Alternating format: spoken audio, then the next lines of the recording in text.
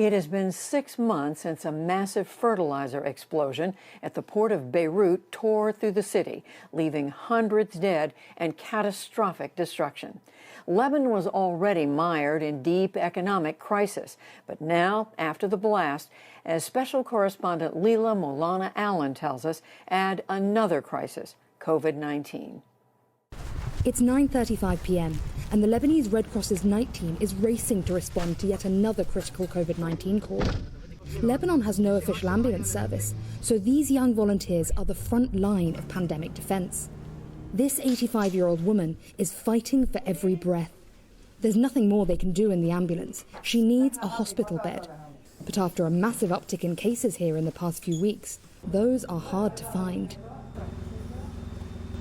The hospitals in Lebanon are suffering from a shortage in resources, and we've experienced multiple times and multiple missions when we transport a patient to the hospital that there's no room, either in the emergency room or in ICU or even in the whole hospital. The intensive care unit at the hospital they've come to is full. She only makes it inside because her doctor reserved a space for her in advance, knowing she might deteriorate. 6 months ago, an enormous explosion swept through Beirut, tearing apart homes and lives. It killed more than 200 people, injured thousands more, and left large swathes of the city in tatters.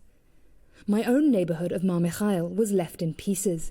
Many of its residents have come back and rebuilt. Some had nowhere else to go. But the area is a shell of its former self. This was once one of the busiest streets in Beirut, lined with crowded cafes, bars, restaurants and shops.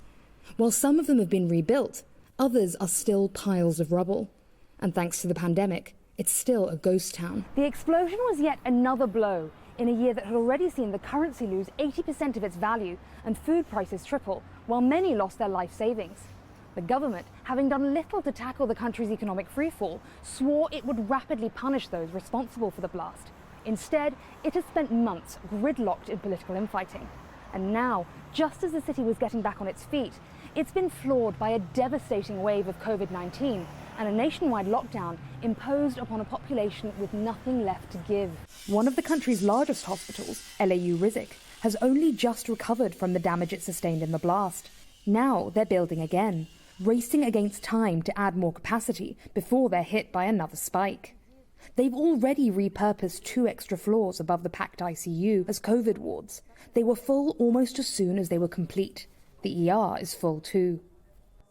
We treated a lot of patients on the chairs, under the tents, outside the ER. We put some extension for the oxygen to oxygenate the patient standing in the stretcher outside the ER. It was a very chaotic and very severe 2 weeks. The rise in cases came after the government chose to prioritise the economy over health over the holiday season, lifting restrictions to allow tens of thousands to gather at bars, restaurants and parties. The resulting virus spread carried a heavy toll.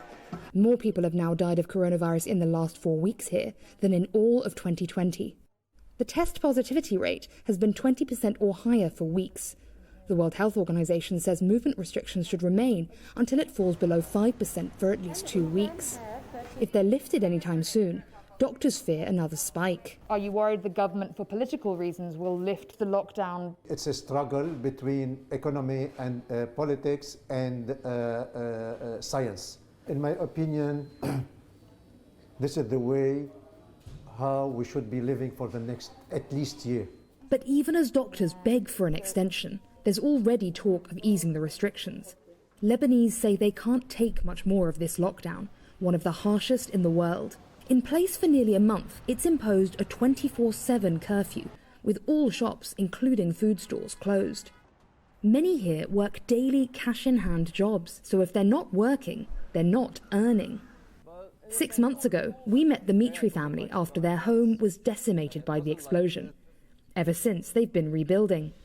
It was nearly livable again, but then the curfew stopped construction workers finishing the job.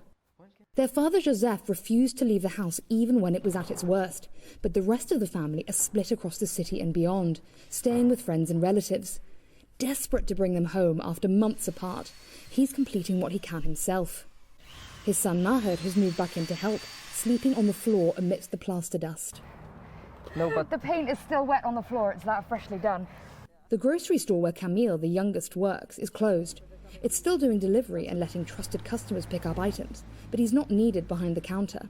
Only his sister and mother work in exempted jobs. So you're not able to work? No. Your father isn't able to work? Nope. No. Your brother is Little trying? bit. Yeah, it's trying. So the other three of you are surviving on your mother and sister's salary, basically? Yeah, that's Yeah. it. Because of them, we are living like a little bit. Maher still needs surgery to remove glass from the explosion that's embedded in his hand and arm. But he's been without wages for so long, he can't risk having his hands out of action if the lockdown lifts and he's able to work again. Like we're like 20 days at home, like no money, like nothing, you know. So it's hard. How long will you continue like that, do you think? I cannot. We need to live, we need to get our jobs back, we need income in our hands, you know. Like, it's really hard, you know. It's really hard here. The Mitris are lucky by Lebanese standards. They've used up most of their savings getting through the lockdown, but they still have a little money coming in. And a charity paid for most of their rebuilding work. Others here haven't been so fortunate. The mood on the streets now is hopeless. A recent call for protests in the capital, which just a year ago saw hundreds of thousands taking to these streets, calling for better governance, fell flat. Gone is the idealism that change will come. Life here has become simply a fight to survive. For the PBS NewsHour, I'm Layla Milana Allen in Beirut.